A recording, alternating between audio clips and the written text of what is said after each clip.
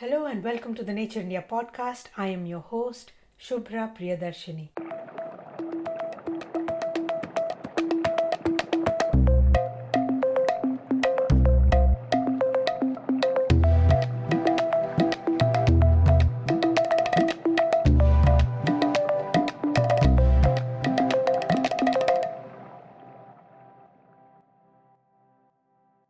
On this podcast, you get to hear interesting and newsworthy stories from the world of science in India.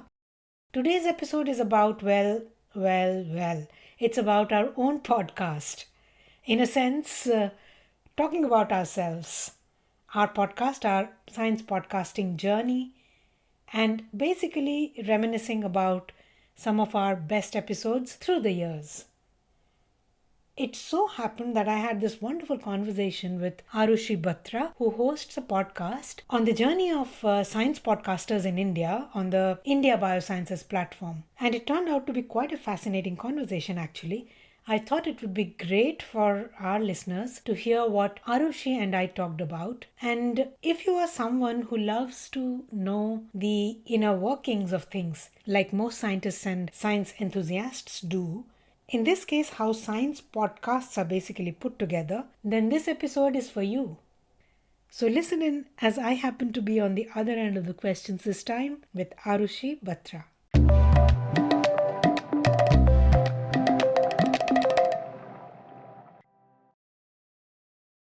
Could you share a bit about your background into the world of podcasting? We launched our first podcast in 2018, and I have anchored the podcast ever since, covering various themes and various seasons. Hmm. Science podcasting in India truly appealed to us as the next frontier to cater to a dedicated audience. That's nice. The series like Our Mobile World and I Am a Scientist and This Is Where I Work has picked up really well. And I personally have also heard many of those. This was a personal question that I had, that how did you get to the initiation of these series and how has that initial inspiration evolved over time? A series is a very good way to talk about a set of topics in, say, snackable portions, if you will. Yeah. So, our podcasts are designed to be very quick listens on the go. So, each episode is somewhere between 15 to 20 minutes, not more Yeah. than that. This really works well with a series because then you can dissect one story into subtopics and then address each topic in one episode. The Our Mobile World series that you talked about, it talks of how the mobile phone has transformed the world of research. It's a Hmm. very small topic if you come to think of it, but then we don't give too much credence to the mobile phone being in our lives, penetrating it so much that it becomes an extension of our hand almost. And so to think of it from the perspective of science and research and in the scientific community, how everybody is using it, it gives it another layer of discussion. We come to the topic from various angles, from biodiversity to agriculture. We've done healthcare, and then the question of e-waste or digital divide. So the series concept really works well with such a vast topic. So similarly, talked about the I'm a Scientist series. We wanted to break the stereotype of the scientist, of Yeah. somebody being a man in a white coat in a lab Hmm. doing boring stuff. We really wanted to sort of introduce our audiences to scientists who work in diverse and unique settings. So we shadowed those scientists in their unconventional workplaces, and it was a hugely popular series. And we really want to repeat it in another season Yeah. sometime. Yeah, you should. It was a very interesting series, places where, you've never even imagined people going and working. And yeah, that series was wonderful. So we want to come to it from some other unique angle now, having scientists on our podcast speaking about their work and the rigor of science, the euphoria and the not so great days in science, etc. So the emotional aspect of science as well, not just the findings or the breakthroughs, because they Yeah. don't happen every day. The enigma and excitement of science and scientists is what more people want to hear about, right? Yeah. So our future programming will maybe keep that in mind. That's very interesting, and the idea behind the series was definitely a brilliant idea. So, in what ways do you think that your journey into science podcasting has been unique or different from, others in the field, except for the fact that, these topics or these series are things that people have not yet covered, right, in other podcasts. So, apart from this, how do you think that your journey has been unique? Well, I don't know if it is unique, but it surely is among the very few podcasts, like you said, covering Hmm. science from the basic incremental research to big ticket events of science, to news and analysis, and then to dedicated series like the ones that we just talked about. So we have also managed to cover, if you can call that unique, a vast number of voices in the scientific community in India. So each episode Hmm. features about 3 to 4 people. We also produce some episodes in Hindi, and that is another unique thing I feel. Our Hindi episodes are tougher to produce, by the Hmm. way, but they have way more listeners than the English ones. So that really is a testament to doing science communication or science outreach or science journalism in regional languages. And the success of the Hindi episodes really speaks to that. Yeah, podcasting often comes with its own set of challenges. So, yeah, I mean, like you said that, Hindi episodes are a little more difficult. So, could you like also touch upon some other key obstacles that you faced and how did you overcome them? So, one challenge is to really find good speakers, of course, Hmm. who can articulate well within a limited time, Hmm. because you will have known by now that scientists can really go Go on and on. on. Yeah. You have to somehow curtail it down to your time limit. That involves a lot of retakes sometimes. Yeah. So for an episode of say 15 to 20 minutes, you're recording for 1.5 hours, 2 hours Hmm. at times. Yeah. But this challenge multiplies when we seek out Hindi speakers to talk on science topics. Multiple retakes, of course. The other challenge is to find funders who can support podcasts, since this is a resource intensive process. Yeah. And so having a funder get into the mix is good. Thankfully, we have had some support from India Alliance for a few seasons now. Great partners to work with. They give us the entire independence, editorially speaking. And the other challenge again is building an audience. All podcasters' nightmare. Yeah. It's Yeah. tough to build audiences since it is such a niche format, a niche Yeah. subject area, science, Hmm. and attracts a very niche audience. And it is tougher to get analytics to understand Yeah. the growth or impact that your podcast is having on your audiences. So, the very basic analytics from whichever platform you're hosting your podcast is what you have at hand. Convince yourself that this is something you want to keep doing. I think podcasting is also a very, very lonely journey. I And agree. Yeah. feedback from audiences is so sporadic. So you thrive on whatever comes your way Yeah. and keep doing it for the passion of the content format and Yeah. with the conviction that it must be making an impact bigger than what is visible to you. So yeah, Yeah. so you just trot along in this journey somehow. You've touched upon, what I was about to ask you next. How do you perceive the impact of your podcast? Have there been any surprising outcomes or feedback? Like I myself have given you one today.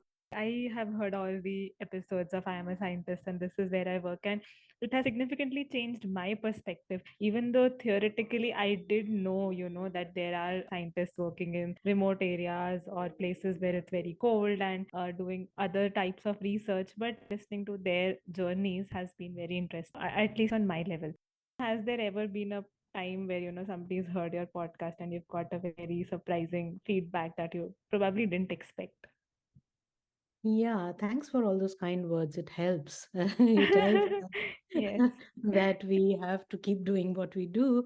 Yeah, I Yeah. do receive a lot of emails and DMs telling me that people enjoyed an episode or a Hmm. series. Surprising outcomes have been when people have called us asking about, say, certain application or technology or research, and wanting to know the contact details of the researchers and whether they Mm, can yeah. reach out to them. So the Our Mobile World series has had many such moments when Mm, industry partners or scientists have reached out to us, asking if we can help them collaborate with a certain lab or firm or a specific application that we talked about in our episodes. When we did the I Am a Scientist series, we received many social media comments and emails Oh, where people said it was so inspiring, like you said just now, to hear mm, about these unconventional science careers. yeah. Many scientists actually they gave us recommendations of people Yeah. who would be featured in Mm, this that series because they thought, yeah, why not? I mean, we didn't think of it like this, like an yeah. unconventional workplace.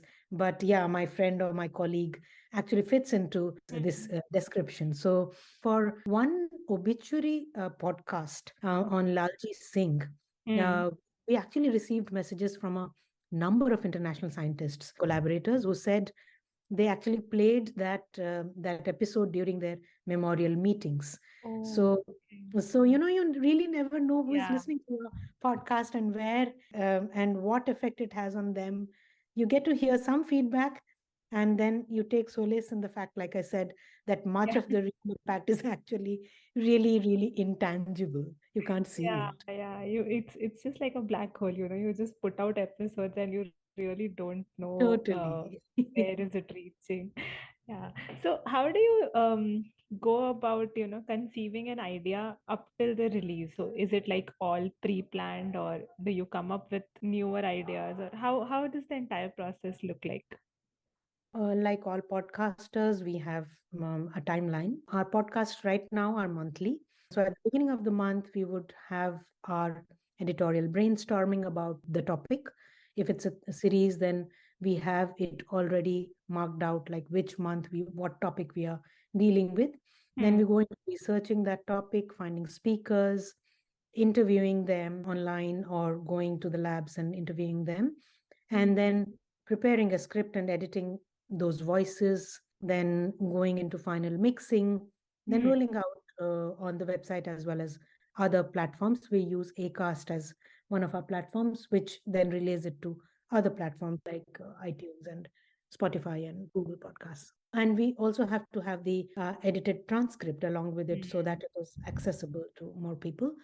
This whole process kind of takes about 3 weeks, Yeah. and the podcast episode is published towards the end of the month. So that's how we plan it. I'm sure it takes, a lot of people and also efforts to, bring out one very good episode out, and content that can eventually, lead to becoming an valuable educational resource. And your podcast have, proven to be a valuable education resource. So how do you balance making content accessible to a broad audience while also ensuring that you don't deviate a lot from science and maintain the scientific accuracy in the podcast? Yeah, that's actually a very good question, and I do feel like that is the question we came to podcasting with. Scientific accuracy, like you mentioned, is the kind of the cornerstone of all our content. Hmm. And just like in all our articles, for our podcast scripts, also we follow nature's journalism style, following a very, very crisp, very concise, a very information dense tone, Hmm. uh, but at the same time making science easy to understand. Hmm. We have that backbone of evidence in whatever we are speaking. We make sure everything that we or our guests say is completely fact checked. It is not deviating from what our other content showcases, that is scientific accuracy. Our expressions, you will see, are free from massive flourishes. We won't get extremely excited or too desperate about anything on our podcast. Hmm. It does follow that emotion of science being a very precise and accurate, rigorous mechanism, or enterprise. You will also see that our expressions on the podcast are very clear, very impartial, Hmm. and very factual. So that way, we try to not deviate, like you said, from the mix of having science, but at the level of everybody being able to understand Hmm. it. Yeah, and it also makes sense only then, you'll also reach out to a broader audience. Otherwise, it is again going to be limited only to the very specific scientific community, which, anyways, can access that information through other resources. Bringing this kind of content to a broader audience and ensuring scientific accuracy is the ultimate goal that, almost all science podcasts have. Um, what are Nature India's broader podcasting initiatives and goals, if you could help us understand what is in future? I mean, it's as lofty a goal as any other podcast. So our goal is to reach as many listeners as possible. And since we operate out of India, we have a massive demographic dividend to support us. And we would love to have as many people come in and listen to our podcast. So that's why we also have started Hindi episodes. Mm. We do really want to reach more people. We also want to cover as many voices, like I said, in the scientific community in India, the science and science led enterprise so much on the growth trajectory. We really want to sort of be able to somehow capture that excitement. We also want to continue the podcast format and do not want to leave it somewhere in between just because there is a lack of analytics supporting us, or we can't figure out what impact it is having, broadly speaking. But we would love to collaborate with more organizations to make sure that we have enough funding to keep it going also.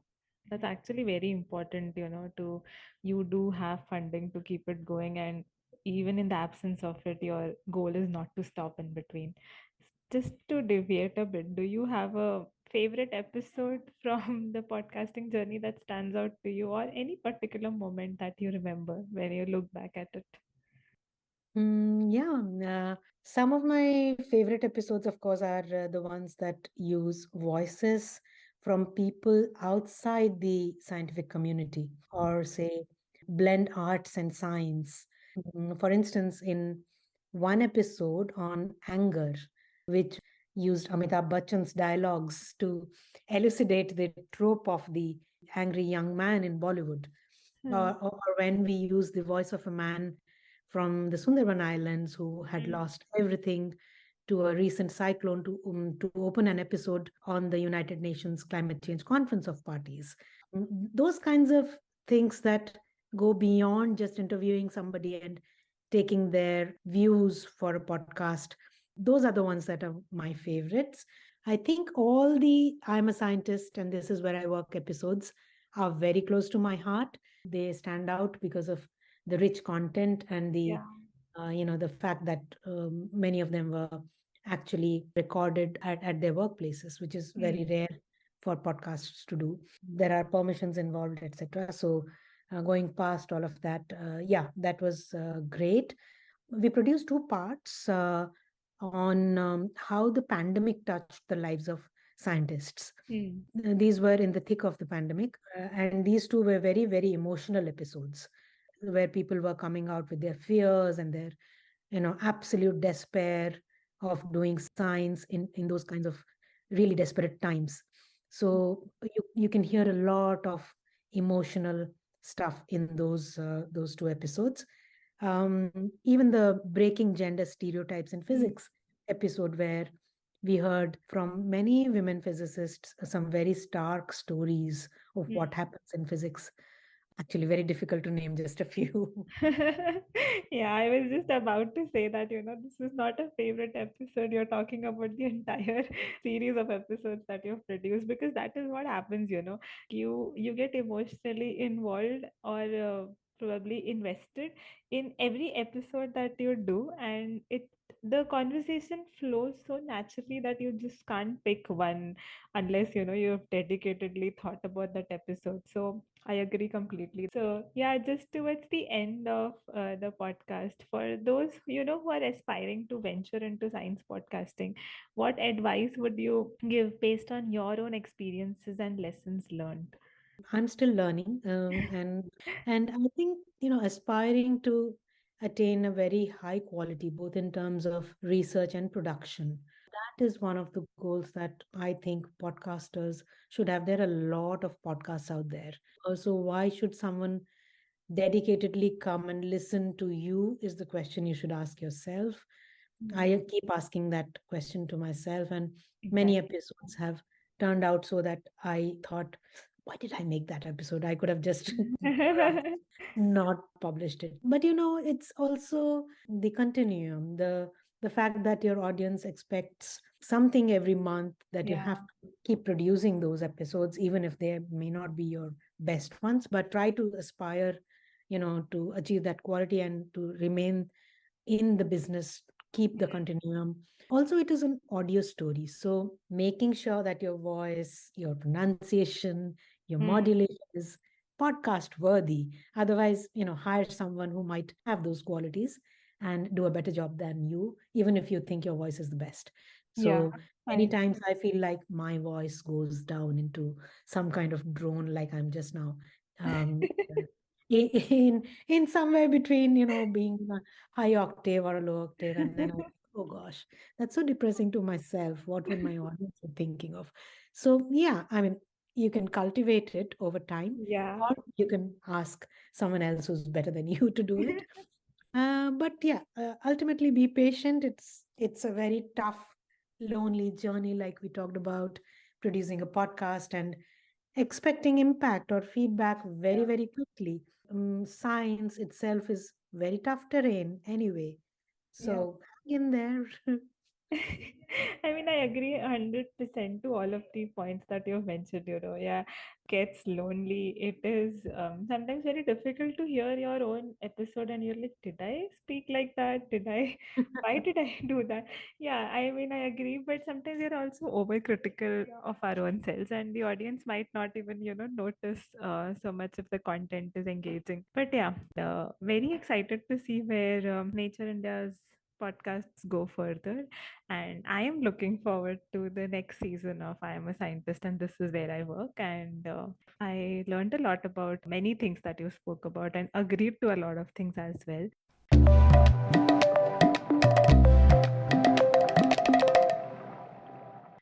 Well, so there it is. Hopefully, you've had a better idea of how we plan and execute this podcast and how much effort goes into bringing you a single episode. So keep listening and share our podcasts with friends and colleagues as we uncover fascinating stories from science in India. This is Shubhra Priyadarshini, and you're listening to the Nature India podcast.